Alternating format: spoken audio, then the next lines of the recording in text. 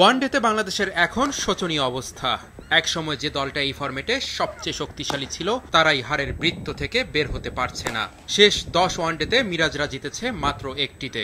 ব্যাটারদের দায়িত্বহীন ব্যাটিং ডোবাচ্ছে দলকে।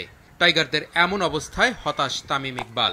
দলের উন্নতি করতে হলে কি প্রয়োজন সেই পরামর্শ দিয়েছেন তিনি। They all are talented players. আমার কাছে মনে হয় যত তাড়াতাড়ি ওরা ফরম্যাটের হিসাবে খেলাটা যত তাড়াতাড়ি বুঝবে তত তাড়াতাড়ি সাকসেসটা আসা শুরু হবে।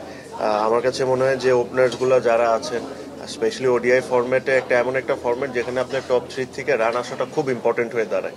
অবশ্যই মিডল অর্ডার তো ইম্পর্টেন্ট। সো আমরা রিসেন্ট টাইমসে ইউ আর রাইটলি মেনশন যে আমরা ওডিআই ফরম্যাটে স্ট্রাগল করছি, যেটা নর্মালি আমাদের জন্য সবচেয়ে স্ট্রং পয়েন্ট ছিল। But I am sure they will find the ways. 2027 one day বিশ্বকাপে সরাসরি খেলার স্বপ্নটাও এখন ফিকে হয়ে যাচ্ছে টাইগারদের। আয়োজক দেশ ছাড়া সরাসরি বিশ্বকাপে খেলবে র্যাঙ্কিং এর সেরা 8 দল। বাংলাদেশ এখন আছে 10 নম্বরে। বাছাই পর্ব খেলে বিশ্বকাপের টিকিট নিশ্চিত করতে হতে পারে মিরাজদের। এমন অবস্থার জন্য ফর্মহীন খেলোয়াড়দের দিনের পর দিন সুযোগ দেওয়াকে দায়ী করছে ক্রিকেট ভক্তরা। আমাদের গ্রামের পাড়ায় খেলা আছে না, চোখ বন্ধ করে একদিকে ঘুরা, তো ওদের খেলার ধরন হচ্ছে এমন।